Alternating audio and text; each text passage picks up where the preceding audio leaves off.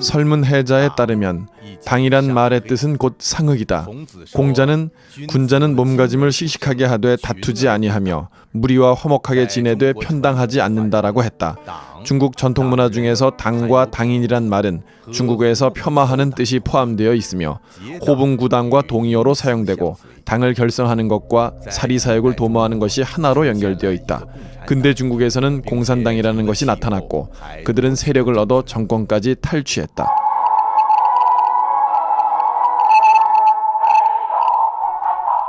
중국 공산당은 끊임없이 중국 인민들에게 다음과 같은 이미지를 주입시켰다. 즉, 역사는 중국 공산당을 선택했고 공산당이 없으면 새로운 중국도 없다는 것이다. 그렇다면 과연 중국 인민이 능동적으로 공산당을 선택한 것인가?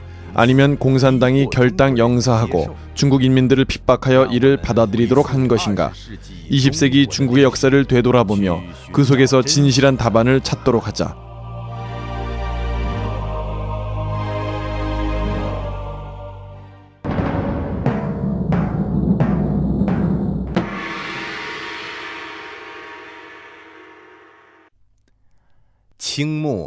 청말 민초. 중국은 거대한 외래 충격과 내재적인 변혁을 거치면서 사회는 혼란과 불안에 처하게 되었다. 현실에 불만스럽게 생각하는 많은 지식인과 인인지사들은 나라를 구하고 세상을 구하고자 하는 마음을 품고 민족을 살리기 위한 묘약을 찾고 있었다. 영국식이 안 되면 프랑스식으로 바꿨고 프랑스식이 안 되면 다시 러시아식으로 바꿔보기도 하였다. 게다가 조급함 때문에 극약 처방까지도 주저없이 사용하면서 하루아침에 중국을 부흥시키지 못하는 것을 안타깝게 생각하였다. 오사운동은 이런 절망감을 충분히 표출한 사건이다. 어떤 사람은 무정부주의를 주장했고 어떤 사람은 공자를 타도하자고 했으며 어떤 사람은 서양 문화를 끌어들이자고 했다.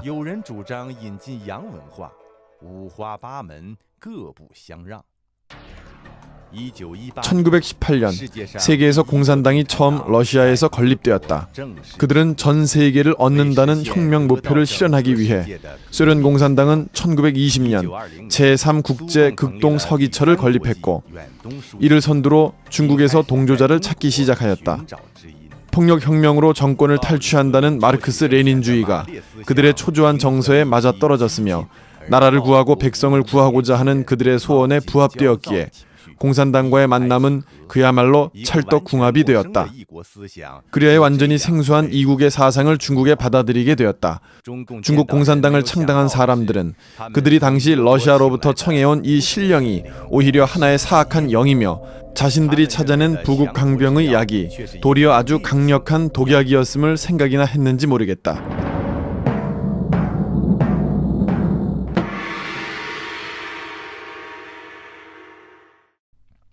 (5000년) 문명 역사를 가진 중국에 중국의 전통과 도무지 맞지 않는 공산당을 이식해오고 외래의 사악한 영을 끌어들이는 것은 사실 그리 간단하고 쉬운 일이 아니었다.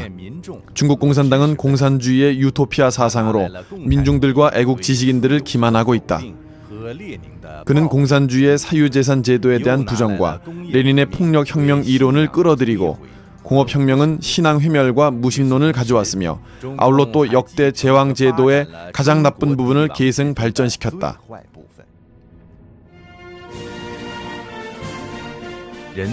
인위적으로 만든 이른바 공산주의 세계를 진리로 받들고 그래서 뜨거운 피 이미 들끓거니 진리를 위해 투쟁하리라. 공산당은 이런 절대적이고 황당한 이념으로 인간과 하늘의 연결고리를 끊어버렸고 자신들과 조상 및 민족의 전통적 혈맥을 잘라버렸으며 그들에게 공산주의를 위해 헌신하며 공산당의 학살 에너지를 강화하도록 호소하였다.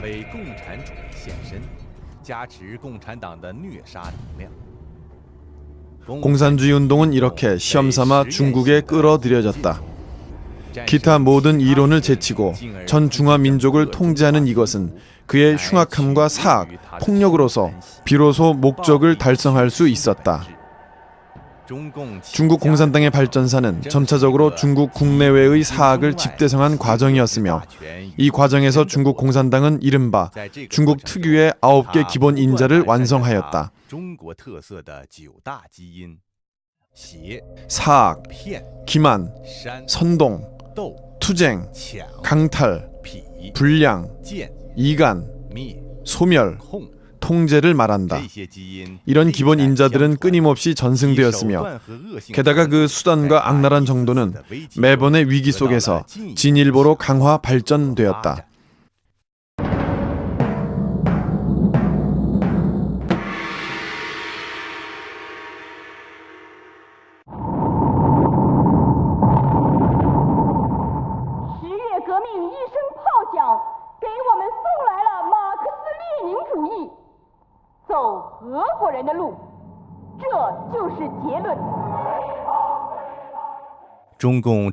중공은 자기는 외래의 종교임을 인정하였다. 이론으로부터 실천에 이르기까지 조직에서 자금 모두 소련에서 들어온 것이었다. 중공은 적색 제국주의의 동방 노선을 집행하고 있었으며 모든 일에 있어 소련의 명령을 따랐고 이는 시작부터 나라를 팔아먹는 정당이었다. 1921년 7월 중공은 정식 건립되었다. 코민테른의 중국 지부로서 중공은 1921년 10월부터 코민테른에서 활동 비용을 받았다. 중공의 극비 문서의 부분 통계에 따르면 1924년부터 1927년에 이르러 코민테른에서 중공에 지출된 비용은 평균 2만 위엔 좌우라고 한다. 1922년 7월 중공의 전국 대표 대회가 열릴 당시 당원 수는 기껏 195명에 불과했다. 코민테른은 이에 대해 중공의 공작 태도를 비평했다. 그리고 소련의 정권 탈취를 경험으로 중공이 국민당에 가입할 것을 명령했다. 그것은 국민당의 힘을 빌어 중공을 키우려고 했던 것이고 국민혁명에 참가함으로써 민심을 얻고자 하는 목적이었다. 이것이 바로 제1차 국공합작의 유래이다. 소련이라는 배후가 있었기에 국공합작 기간 동안 공산당은 국민당 내부에 대거 권력을 장악했다. 국민당 중앙 각 부문 부장에서 공산당원 탄핑산이 조직부장을 맡고 마오쩌둥이 선전부 대표부장을 맡았으며 저원라이는 황포 군관학교 정치부 주임 겸 군법처 처장직을 맡았다. 그 외 린쭈한이 농민부 부장으로 있었다. 또 적지 않은 공산당원이 국민당 혁명군의 각 급당 대표로 활동했다. 이렇듯 국민혁명의 부채로 된 결과 중공은 1925년 1000명도 되지 않던 당원이 1928년에는 3만 명으로 폭증하였다. 국민당에 가입한 공산당원들은 국민당의 규율도 지키지 않으면서 공개적으로 국민당을 공격하는 언론을 발표하기도 했다. 뿐만 아니라 승낙을 어기고 지하당, 탄원을 조직하여 따라서 지하당원을 확대시켰다. 1925년 1월 994명에 불과했던 공산당원은 그때부터 영도권 문제를 제기했다. 손중산이 돌아가지 않았다면 중공이 겨누는 사람이 어디 장개석뿐이었겠는가.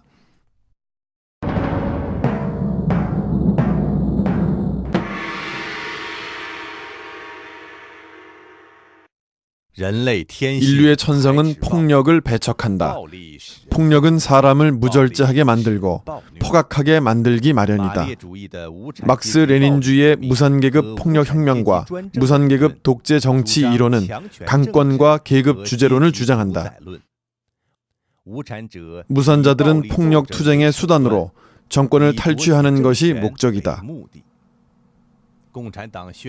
공산당 선언에서는 명확히 선고했는 바 공산당의 목적은 오직 폭력으로 현존하는 사회제도를 뒤엎어야만 도달할 수 있다고 했다. 폭력혁명으로 낡은 국가기구를 때려부수고 프롤레타리아 정권을 수립한다는 주장 때문이었다. 이것이 바로 마르크스 레닌주의의 근본적인 사학이다. 사학은 막스 레닌의 사령이 중공에 이전해준 가장 주요한 인자이자 모든 사학의 원천이다.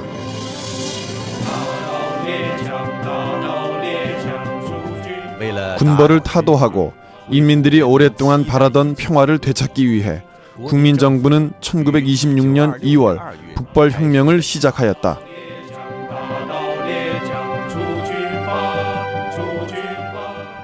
공산당은 영도권을 탈취할 목적으로 전 국민의 희망과 이익을 저버리고 음모와 수단을 가리지 않고 북벌을 방해했다.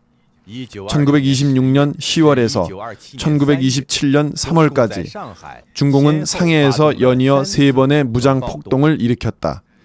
북벌 당시 그들은 전단지를 사처에 뿌리고 포스터를 붙이고 공인들을 파업으로 이끌고 중공이 각 지역에서 공인들로 조직된 규찰대는 거의 매일마다 경찰들과 폭력 충돌이 일어났다. 이에 국민정부는 사회 질서를 유지하기 위해 각 지역에 지원 부대를 파견하였다. 공산당의 계속 반복되는 공공연한 도발에 참다 못한 국민당은 공산당을 숙청하기로 결심했다. 1927년 4월 12일 국민혁명군은 상해 각 지역의 공인 규찰대 무장을 해제하고 중공이 상해에 주둔시킨 폭동 총지휘부인 상해 총공회를 파산시켰다. 이로 인해 제1차 국공합작은 피와 학살로 얽힌 실패로 종지부를 찍었다. 여기서 장개석이 혁명을 배반한다는 말이 나왔고 이는 또 4.12 혁명 정변의 진상이기도 하다.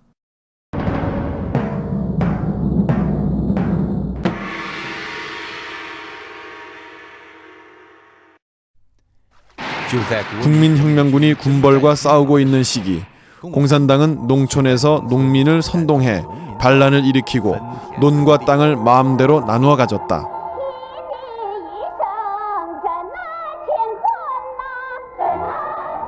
1927년 4월에서 5월 모든 권리는 농민협회에 소유된다는 구호 아래 후난성은 농민의 반란과 권력 탈취에 적색 공포 속에 휩쓸렸다. 중공 지도자 리리산의 아버지는 농민협회에 의해 살해되고 국민혁명군 군장인 허젠의 아버지도 거리의 모독과 탄압으로 사망했다. 북벌군의 호남 호적을 가진 중하급 관병들의 가족들도 피하지 못한 사람들은 호된 박해를 받았다. 그 참혹함은 문화혁명 때 사람들이 혹독한 박해를 받던 상황과 아주 비슷했다. 이것이 바로 널리 알려진 후난 농민운동의 실체이다.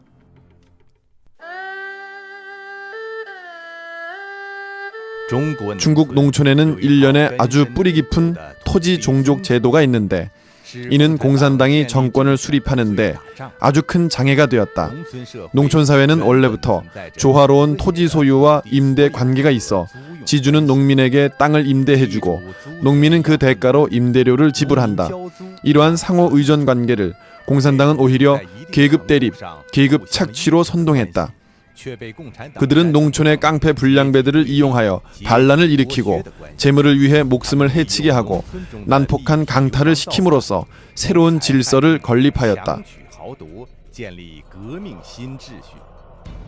원래부터 사회적으로 기피당하던 이런 깡패 불량배들이 마오쩌둥에 의해 농촌 혁명에서 가장 용감하고 가장 철저하고 단호한 사람들이다 라고 칭찬받았다. 불량과 강탈은 공산당의 제2와 제3의 인자이다. 깡패들을 이용해 반란을 일으키는 것은 곧 공산당의 전통이라 할 수 있다. 1871년 한 무리 깡패 무산자라고 불리우는 오합지졸들이 파리 꼬민을 성립한다. 이들이 바로 공산당의 조상이다. 파리 코민 폭동 기간 그들은 주교와 성직자들을 학살하고 궁전을 불사르고 건축물을 파괴했는가 하면 신문의 발행을 금지했다. 그 후부터 그들은 권력 탈취를 힘들이지 않고 쉽게 얻은 가장 직접적이고 편리한 수단으로 여겼다. 문화혁명의 학습 토론에서 중공은 깡패란 말이 듣기 싫어 깡패 무산자를 통일해 무산자라고 고쳤었다. 약탈은 무산자를 유산자로 만들어 주었다. 그들은 대오를 모아 무장 할거를 벌이고 무기와 의식주를 해결하기 위해서는 돈이 필요했는데 돈을 마련하는 제일 좋은 방법은 바로 약탈이었다. 홍군은 어시 일대에서 성안의 부유한 사람들을 납치하여 그 가족들로 하여금 끊임없이 은화를 바치게 하여 홍군을 공양하게 했다. 더 얻어낼 돈이 없게 되면 그때에야 목숨이 겨우 붙어있는 인지를 놓아주었다. 그들이 한 짓은 도적대와 다를 바가 없었다. 마오쩌둥은 호남 농민운동 고찰 보고에서 농민마다 반드시 이런 단기간의 공포 현상을 조성할 필요가 있다고 생각한다. 그렇지 않으면 농촌 반혁명파의 활동을 절대로 진압할 수 없으며 절대 토호와 지주들을 넘어뜨릴 수 없다. 혁명 기간에 소위 많은 지나친 행동은 사실은 혁명에 필요하다. 혁명, 이것은 공산당이 그것들의 언어 체계에서 정면적인 의미를 부여한 단어로 줄곧 가장 선진적이고 가장 좋은 뜻의 대명사로 사용되었다. 수십 년 동안 공산당은 혁명의 명의로 수없는 악행과 비열한 짓을 감행해왔다.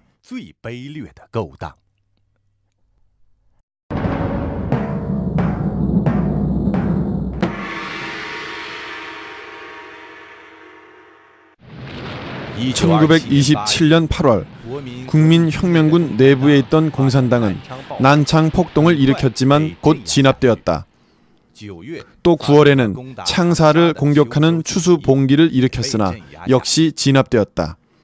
당 지부를 연급 이상으로 건립하고 네트워크식의 통제 방식을 취하기도 하고 농촌의 지역 정권을 건립하였다. 1930년 10월 국민혁명군은 얼마 남지 않은 군벌을 소멸하고 중공 장시와 어이완의 소련 점령 지역에 대하여 5번에 걸쳐 4년간의 포위 전쟁을 치렀다.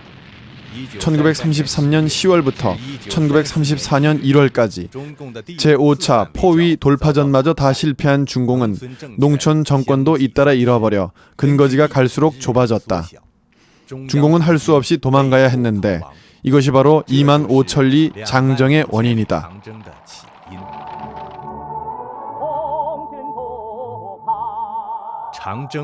중공 혁명사에서 신화의 의미를 부여했던 장정, 사실상 그것은 중공의 제일 떳떳하지 못한 역사이다. 이른바 북상항일이라고 한 것은 철저한 거짓이다. 공산당이 바른 신으로 가장하려면 당연히 속임수를 써야 했다.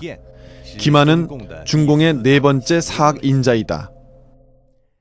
그때 주로 동북과 화북의 평원지대에 주둔하고 있던 일본군의 주요 전선은 북경 천진과 산동 일대였다. 중공이 산서 북부 고원지대에 가서 일본군과 싸우겠다는 것은 수레바퀴를 반대로 돌리는 격이 되지 않는가. 사실 장정의 실제 노선은 남쪽에서 밑으로, 서쪽에서 위로 올라가는 것이었다. 먼저 남쪽 상시에 도주한 중공은 홍군 이륙군과 합류해서 샹어 챈첸의 근거지를 만들어 무장 할거할 생각이었다. 그 후 실패를 맞은 중공은 또 천시베이로 도망가 이미 소비에트 지구를 건립한 장꼬타오와 합류했다. 마지막에 산베이에 도착했을 때 중앙 홍군 주력은 8만에서 6천 명으로 줄어들었다. 그 참담한 모습은 말이 필요 없었다. 항일 전쟁 당시 한쪽으로 일본 침략자를 몰아친다고 높이 외치면서 한쪽으로는 적의 뒤에 숨어 지역과 대오를 확장하는 데 신경 썼다. 그리고 항일 주요 전선을 전부 국민당에게 넘겼다. 국민당은 전사한 장군만 해도 200여 명에 달했으나 공산당의 지휘관은 거의 손실이 없었다.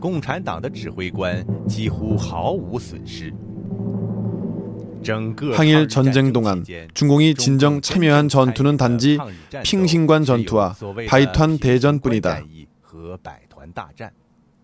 핑신관 전투만 하더라도 중공은 전혀 이번 전쟁을 지휘하지 않았고 전쟁의 주력도 되지 않았다. 단지 적의 추가된 부대를 매복 공격했을 뿐이다. 중공에 의해 크게 부풀린 바이탄 대전에서도 중공 내부에서는 이를 중앙의 전력 방침을 위배하여 적진의 후방 공작에 큰 어려움을 가져와 불리한 영향을 조성했다고 하는데 명백하게 말하면 그것은 자기들의 이미 확대된 군사 실력을 폭로해 이후 거짓 전쟁, 진짜 대호 확대의 방침을 실현하는데 어려움을 가져온 것이야말로 그들의 속내이다. 이 역시 이 전투를 이끈 팔로군 부총지휘 펑더화이가 문화혁명 시기 타도당한 이유의 하나이기도 하다.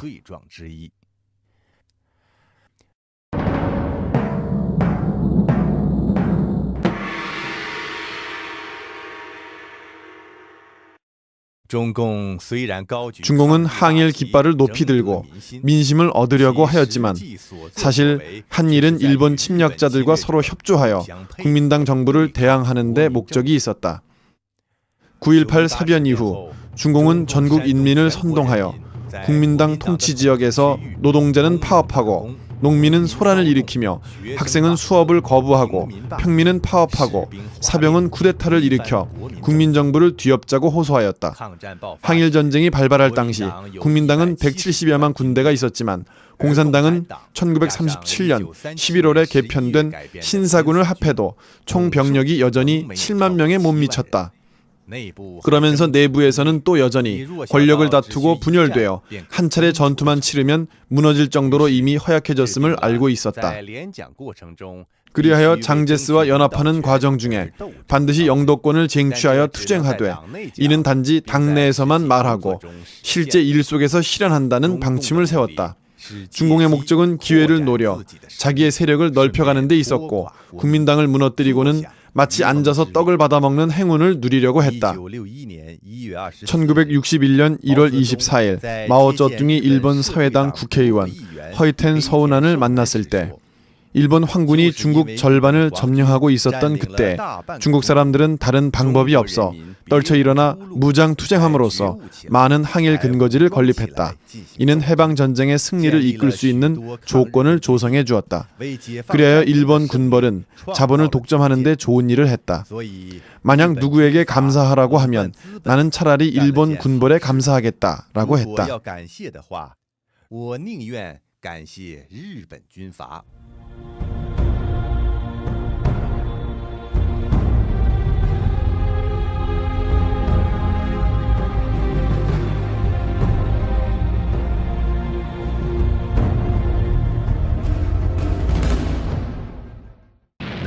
중공의 역사학자들은 바로 8년 항일 전쟁이 있었기 때문에 해방 전쟁의 승리를 거두는데 든든한 기초를 마련해 주었다고 말한 것이다.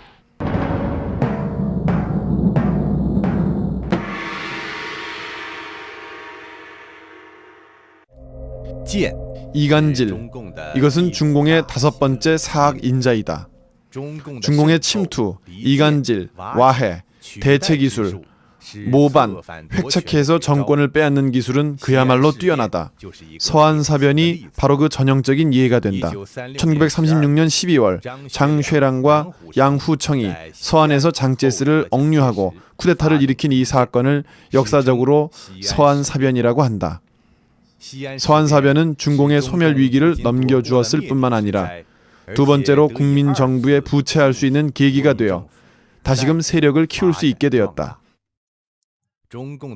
중공의 교과서에는 서안사변을 장과 양이 상사인 장제스에게 항일하도록 간한 일종의 방법이며 중공이 전 국면을 돌아보았기에 평화롭게 해결되었다고 했다. 사실상 이것은 공산당이 교묘히 계획했던 쿠데타였다. 서안사변 전후에 양후청과 장쉐랑의 신변에는 이미 많은 공산당 스파이가 집결해 있었다. 양후청의 부인은 세바오전이 바로 공산당원이었고 그는 양의 군 정치부에서 일을 했다. 그녀는 1928년 1월 공산당 조직의 허락을 받고 양후청과 결혼했다. 양 공관의 단골인 후에 외교부 부부장으로 임명받은 공산당 왕빅난도 코민테른에서 전문 양후청의 공작을 하라고 중국에 파견된 인물이었다. 바로 이런 양장 주위의 공산당원들이 직접 서안사변을 획책했다. 사변이 일어난 초기에 중공 지도자들은 장제스를 살해함으로써 호위 토벌을 받은 원수를 갚으려 했다. 그러나 스탈린은 일본을 견제하여 소련에 대한 공격을 막기 위해 직접 중공 중앙에 편지를 보내어 장제스를 죽이지 못하게 명령했다. 국민당을 삼켜버릴 수 없게 된 중공은 즉각 말을 바꾸어 연합 항일을 명목으로 장제스에게 제2차 국공합작을 받아들이도록 협박했고 이를 받아들이게 하였다. 이로 인해 홍군은 국민정부의 혜택을 받는 팔로군으로 개명했다. 공산당은 자신들이 획책하여 병변을 일으키고 장제스의 목에 칼을 들이댔음에도 불구하고 나중에는 관대한 척하였다. 이렇듯 교활한 기만 수단에서 중공은 고수라 하지 않을 수 없다. 3년 내전 시기 동안 중공의 정보 계통은 장제스의 최측근에까지 이르렀다. 국방부 착전차장이며 국민당의 군대를 파악하고 동원할 수 있는 류페이 중장은 중공의 지하당원이었다. 이동 명령을 받은 군대들 자신도 모르고 있었을 때 연안에서는 이미 정보를 입수해 이에 따라 작전 계획을 짜고 있었다.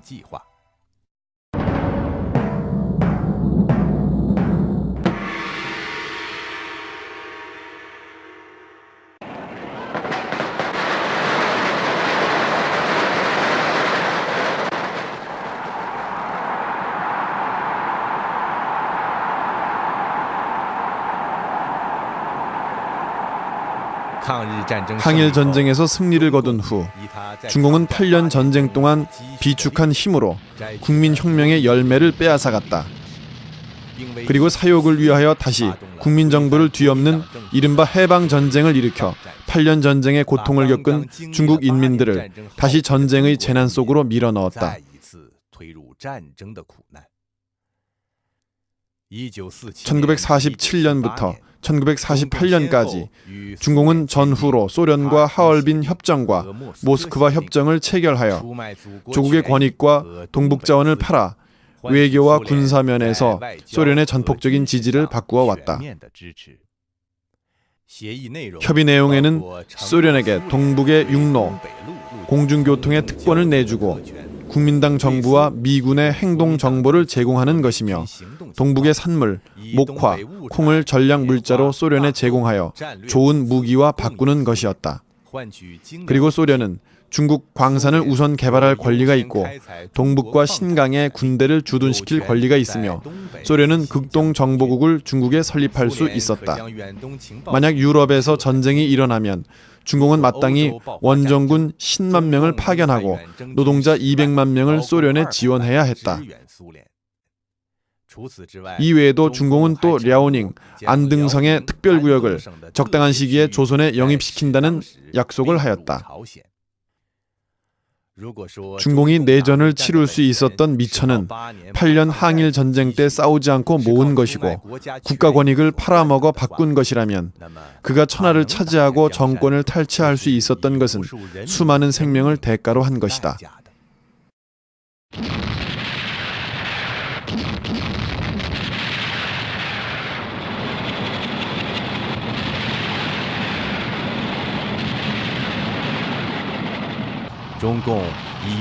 중공은 인해 전술로 유명하다.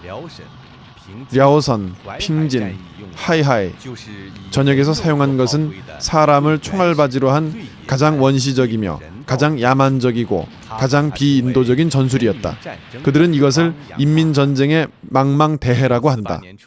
1948년 초 장춘을 포위했을 때 장춘 성내의 양식 공급을 소진시키기 위하여 해방군은 백성들을 도망가지 못하게 하라는 명령을 받았다. 그 결과 장춘 병사들은 2달 동안 진지에 갇혀 산채로 굶어 죽고 얼어 죽고 성 밖으로 도망가려는 거의 20만 명의 국민들에 대하여 포위를 풀지 않았다. 사후에 오히려 한치 부끄러움도 없이 듣기 좋은 말로 장춘을 해방할 때 무력을 사용하지 않았다라고 하였다. 이리하여 중공은 잔인, 포악하고 교활하고 음흉하고 지독한 수단으로 국민당을 성공적으로 대륙에서 쫓아냈다.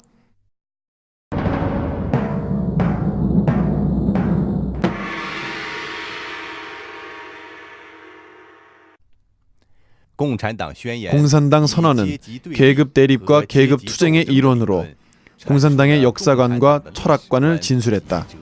무선자는 이미 있어온 전통관념과 사회관계를 때려 부수면서 투쟁의 목적은 정권을 탈취하기 위해서 있다라고 한다. 공산당의 철학은 투쟁의 철학이다. 투쟁을 하자면 꼭 증오가 있기 마련이고 증오가 없다 하더라도 증오를 만들어내고 선동할 수 있다. 선동과 투쟁, 그것은 공산당의 6번째와 7번째 기본 인자이다.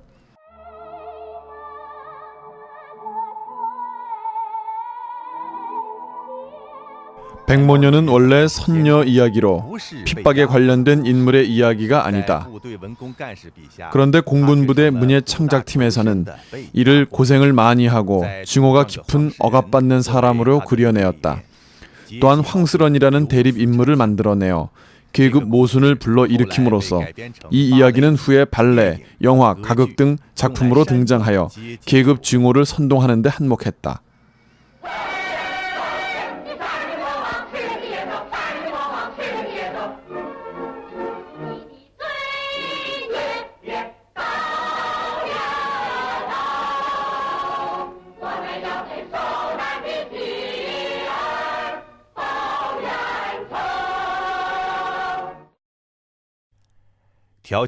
일부 사람들을 선동하여 다른 일부 사람들을 참혹하게 학살하는 것은 중공이 제일 잘 써먹는 수단이다. 95% 대 5%의 계급을 나누는 방법은 여기에서 왔다. 공산당은 훗날 일련의 정치 운동 중에서 이 수법을 사용하고 끊임없이 발전시켰다. 95%에 든 사람들은 안전하고 무사하며 5%에 떨어진 사람은 투쟁 대상에 속한다. 95%의 대열에 들기 위해 노력하는 것은 대다수 사람들이고 공포 속에서 살아남기 위한 자기 보호의 방법이었다. 살아남기 위해 다른 사람을 팔아먹는 일 또한 하나의 풍조를 이루었다. 공산당의 투쟁은 또 무력과 무장투쟁 그리고 문화투쟁도 포함한다. 마오쩌둥은 말했다. 혁명은 손님을 청하여 식사하는 것이 아니고 문장을 짓는 것이 아니며 그림을 그리고 꽃을 수놓는 것도 아니다. 혁명은 폭동이고 한 계급이 다른 계급을 뒤엎는 폭력 행동이다. 정권을 얻을 때도 투쟁해야 하고 평화 시기에도 마찬가지로 투쟁해야 한다. 1941년 중공은 연안과 각 근거지에서 연안 정풍운동을 일으켰는데 듣기만 해도 간담이 서늘해지는 방식으로 사람들을 괴롭혔다. 정풍의 첫걸음은 개인의 인사 서류를 만드는 것인데 서류 속에는 출생한 이후 알고 있는 모든 사람, 참가했던 모든 사회활동과 그것의 발생 시점을 자백하게 했다. 이것은 활동에 참가하는 과정 중에서 모든 사상들을 자백하게 하는 데 중점을 둔 것이었다. 관건적인 것은 당성 검토인데 주로 사상의식, 언론, 사업 태도, 일상생활, 그리고 사물을 대하고 사물을 접하는 면에서 당성을 반대하는 행위가 있는지 여부를 알아낸다. 정풍운동은 사실상 마오쩌둥이 당내의 이의 인사를 없애기 위한 숙청운동이다. 사람마다 한 번씩 거쳐야 했던 정풍운동에서는 형벌을 가하여 자백을 강요해 억울하게 조작된 사건이 무수히 발생했다. 정풍시대의 연안은 인성의 지옥 훈련으로 불리웠다. 관중 지역구 한 개 현의 통계만 보더라도 그들이 받은 형벌은 무려 24종에 달했다. 정풍운동은 가장 공포스럽고 가장 어두우며 가장 잔혹한 권력 게임이었다. 그것은 인류의 문명과 존엄을 모멸하고 인성과 양심을 저버리게 했다. 사람들은 긴장과 공포 속에서 치욕을 감수해야 했고 자존심을 포기하면서 고문과 압박하에 양심을 팔아먹고 우정을 팔아먹었다. 그 당시 해방일보의 보도에 의하면 스위스에는 160여 명이 깨닫고 참여했다고 했고 280여 명이 스스로 자백하고 190여 명이 고발되었다고 보도했다. 10몇 살 되는 아이마저 비판대에 올라가 자기가 스파이라고 자백해야 했다. 또한 군위원회 전부학교의 200여 명 학생들 중에서 스파이 130명을 잡아냈다고 한다. 생명을 보존하기 위해 사람들은 다시는 자기의 관점을 제기하지 않고 그저 당 지도자의 어록만 외웠다. 연안 정풍운동은 이후 공산당의 역대 운동의 표본이 되었다.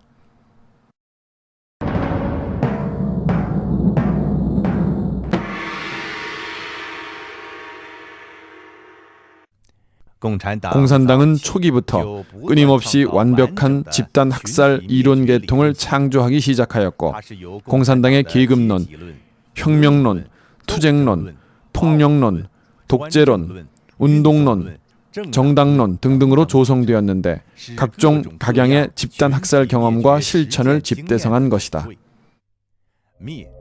소멸은 공산당의 8번째 인자이다. 연안 정풍과 마찬가지로 공산당이 한 다른 일들도 모두 인정사정이 없었다. 그것은 지주 자본가의 재산 약탈, 지주 분홍계급 소멸, 농촌 질서 회멸, 지방정권 약탈, 돈 있는 사람 납치, 돈을 갈취, 전쟁 포로의 사상과 영혼을 세뇌, 상공업에 종사하는 자본가 계급 개조, 국민당에 대한 침투와 와해, 코민테른에 대한 분열과 배신, 당내의 고압적인 정치 등 그 어떤 상황에서도 어느 때에도 너그러웠던 적은 없었다. 이 모든 것은 전부 집단 말살 이론에서 비롯되었다. 집단 말살은 바로 사상, 인성과 양심상의 말살이다. 히틀러가 사람의 육체를 말살했다고 한다면 공산당은 사람의 육체를 포함한 사상과 영혼까지 말살하려고 했다. 한 차례 또 한 차례의 정치운동은 한 차례씩 바로 전 국민에게 가해지는 사상 개조와 영혼의 세뇌였다. 집단 말살은 공산당 집단의 통치 이익을 잡는 방법에도 부합된다. 공포스러운 통치 아래 그를 반대하면 당신은 소멸되고 옹호해도 소멸당할 수 있다. 그것이 소멸하고자 하는 대상은 모두 소멸되어야 했기 때문이다. 그래서 모든 사람들이 위기감을 느끼게 하고 모두 공산당을 두렵게 만들었다.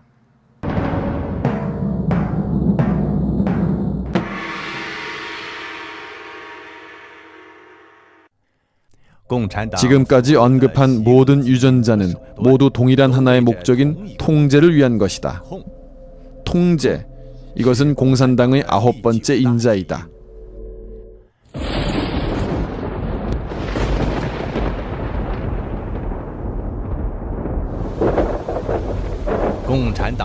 공산당의 사학은 모든 사회적 역량의 천적이다. 성립된 그날부터 공산당은 잇따라 일어나는 위기 속에서 요동쳐 왔다. 영원한 위기감 속에서 당의 집단 존재와 권력을 유지하는 것이 최대 이익이라고 여겼다. 당의 이익은 개별 당원의 이익이 아니고 또한 모든 개체 이익의 총합도 아니다. 그것은 오로지 공산당 집단의 이익으로 개인의 일체보다 높았다. 당성은 공산당의 제일 사악한 본질 중에 하나이다. 그것은 인간성을 잠식시키며 사람의 이성을 말살하고 비인간적으로 변화시키는 강제 능력을 구비하고 있다.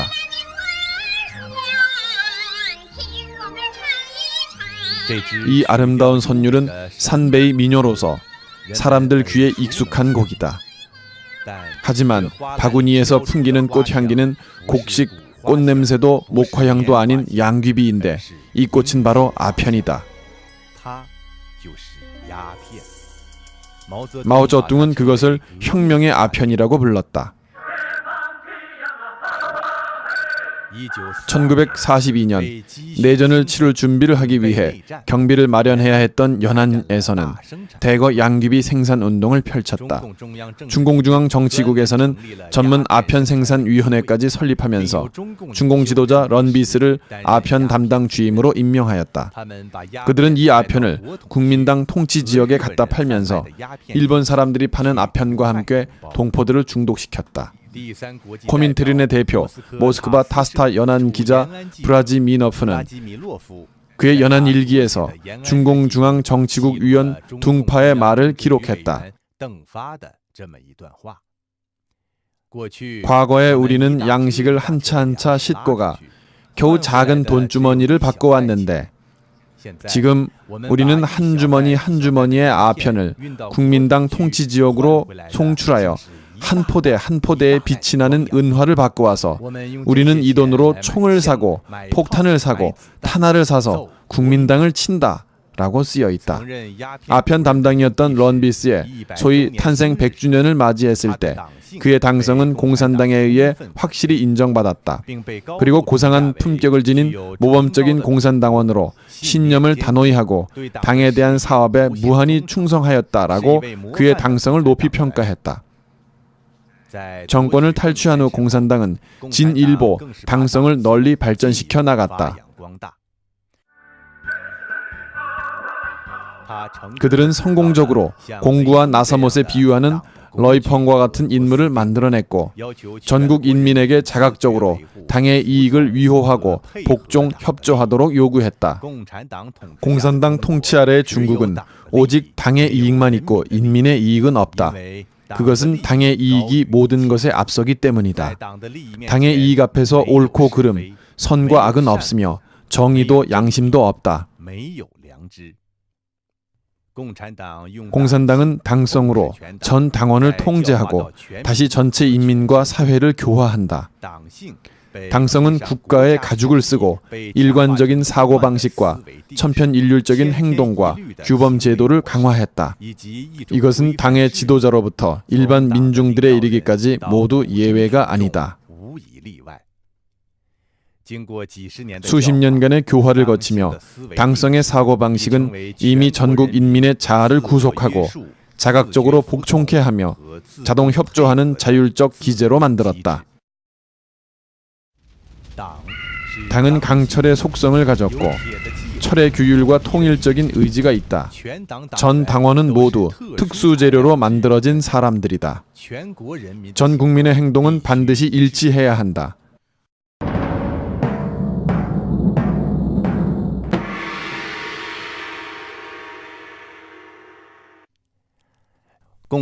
공산당은 그 자체로 생명이 있고 살아있는 독립적인 몸이다. 반드시 당의 지도자가 당의 방향과 운명을 결정짓는 것이 아니라 당이 그 지도자의 운명을 결정한다. 중공의 대다수 총서기들이 반동분자로 몰린 적이 있다. 중공이 공인하는 공산당 창시인 천두슈는 오사운동의 문화인으로 폭력을 좋아하지 않았다. 그는 공산당원들에게 경고하기를 만약 국민당 내에서 공산당의 정당의식을 강화하고 집권에 큰 관심을 보이게 되면 혁명 과정에서 내부의 긴장을 필연적으로 초래할 것이라고 하였다. 오사 세대에서 가장 격렬했던 인물의 마음에도 아직까지는 관용의 도리가 남아있었던 것이다. 그러나 그는 첫 번째로 우파 기회주의자라는 누명을 써야 했다. 다른 한 명의 공산당 지도자 취추바이는 다음과 같이 생각했다. 공산당이 마땅히 직접 가서 전투하고 사살하며 폭동을 조직한다. 회멸시킬 수 있는 어떠한 정권이든 회멸시키며 극도의 무질서한 방법을 사용하여 중국 사회의 질서를 회복시켜야 한다. 뜻밖에도 취추바이는 죽기 전에 다음과 같이 고백했다. 나는 사실 당신들의 대우에서 떠난 지 오래되었다. 역사의 오해는 나 같은 문인을 혁명의 정치 무대에 강제로 여러 해 동안 섞여 있게 하였다. 나는 시종 내 자신의 신사의식을 극복할 수 없었으며 나는 결국 프롤레타리아의 전사가 될 수 없었다.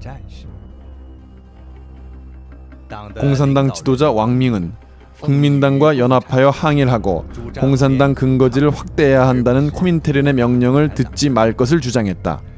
당 회의에서 마오쩌둥과 장원태는 실질적인 원인을 한마디로 설득할 수 없었다.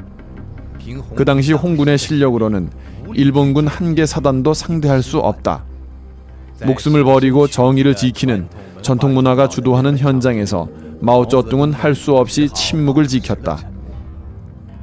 왕밍은 후에 먼저 좌로 기울었다가 나중에 오른쪽으로 기운 기회주의자로 비판받았다.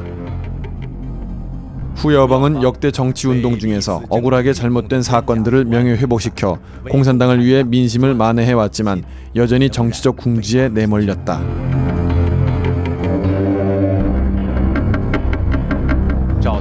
자오지양은 공산당을 구원하기 위하여 개혁하다가 결국 좋은 결말을 보지 못하였다. 공산당의 각 차례 정부는 또 무엇을 할 수 있겠는가? 진정으로 공산당을 개혁한다면 공산당은 곧 멸망될 것이다. 한 대의 기계에 의지하여 자신이 생산해낸 힘으로 그 자신을 개변하려는 것은 일정 정도에 이르면 분명히 불가능한 것이다. 그 때문에 공산당의 개혁은 성공할 수 없다. 당의 지도자들은 모두 비극적으로 끝을 맺었는데 어찌하여 공산당 자신은 아직 완강하게 살아있는가? 가장 사악했던 많은 시기에 공산당의 최고 지도자들이 진지에서 패배했을 때에는 그들의 사악한 힘이 모두 당의 요구에 도달하지 않았기 때문이며 오로지 가장 사악한 것이야말로 당의 필요에 부합되었다. 살아남을 수 있었던 지도자는 당을 조종할 수 있어서가 아니라 당을 훤히 꿰뚫고 있어 당의 사악한 힘을 따라 걸을 수 있었고 공산당에게 에너지를 강화해 줄 수 있었기 때문에 살아남은 것으로 당이 위기를 넘길 수 있도록 도와주었기 때문이다. 그렇기에 공산당원이 하늘과 다투고 당과 다투고 사람과 다툴 수는 있어도 당과 다툴 수는 없지 않은가. 모두 당에 순응하는 도구이며 최고의 경지 역시 서로 이용하는 것이다.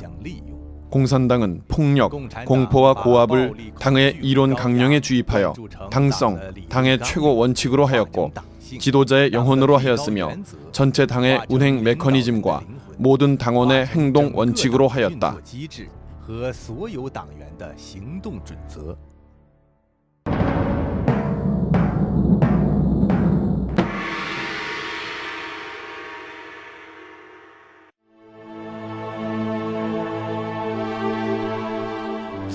중공의 발전사를 종합해보면 희미하던 답안이 모두 겉으로 드러난다. 인민은 공산당을 선택하지 않았다. 바로 공산당이 그럴듯한 거짓말로 무고한 인민들을 기만했던 것이다. 바로 공산당은 간교한 계략을 사용하여 그것의 사악, 기만, 선동, 투쟁, 강탈, 불량배, 이간, 소멸, 통제라는 사악한 인자에 의지하여 외래의 사악한 영체를 중국 인민들에게 강제로 주입한 것이다. 당이 노동자를 필요로 할 때 그들은 이들을 지도계급이며 프롤레타리아 혁명의 선봉대라고 일컬었지만 결국에는 노동자 계급은 제일 철저한 빈털터리가 되었다. 당이 농민을 필요로 할 때 그들은 빈농이 없으면 혁명이 없다라고 칭찬하면서 농사 짓는 사람에게는 땅이 주어진다라는 약속을 해왔지만 다행스럽게도 땅을 소유한 농민은 기쁜 날을 며칠도 누리지 못하고 다시 토지를 갖다 바치는 신세가 되었다. 국민당에게 토벌당하게 된 당시에도 공산당은 중국 사람은 중국 사람과 싸우지 않는다는 구호를 외치면서 국민당에게 복종하겠다는 약속을 해놓았음에도 불구하고 항일 전쟁이 끝나고 나자 다시 본색을 드러내어 국민당 정권을 뒤엎었다. 민주당파의 지지가 필요할 때 당은 장기 공존하고 서로 감시하며 간담 상조하고 영예와 치욕을 함께 나누자라고 했지만 같지 않은 의견과 사상 모두는 마지막에 모두 소멸당했다. 공산 정권을 어찌 다른 사람과 같이 누릴 수 있겠는가? 역사는 우리에게 공산당과는 어떠한 약속도 믿을 수 없다는 교훈을 가르쳐준다. 공산당과는 어떠한 보증도 실현할 수 없다. 누가 어떤 문제로 공산당을 믿었다면 바로 그 문제로 그는 생명을 잃을 수 있다. 공산당의 피비린내 나는 교활함이 없었다면 그것에 천하가 없었을 것이다.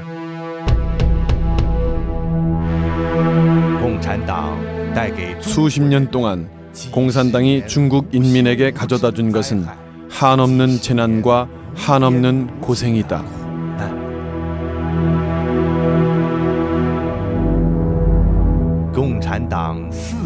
공산당이 중화 민족에게 저지른 잔혹함은 중화 민족의 불행이요 공산당의 질곡에서 벗어남은 중화 민족의 희망인 것이다.